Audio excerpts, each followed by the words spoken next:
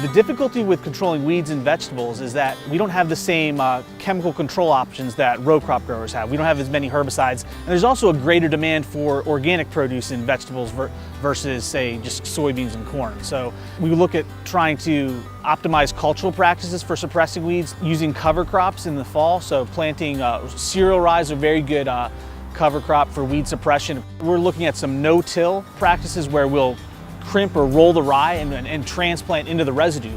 So those rye residues are going to suppress weeds and help the crop compete with those weeds.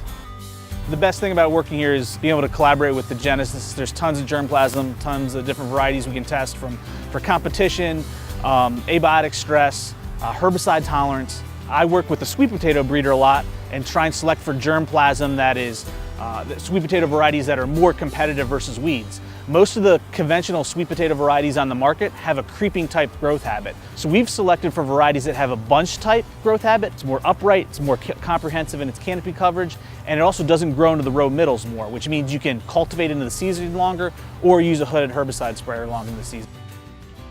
I work with chemical companies in trying to register new compounds for use in South Carolina. We've gotten 2 new herbicide chemistries registered in South Carolina in the last year, giving South Carolina growers an organic herbicide option. Getting more herbicide options, coming up with new varieties like the sweet potato varieties that are bunch type, so that's the scenario where you could have reduced pesticide input.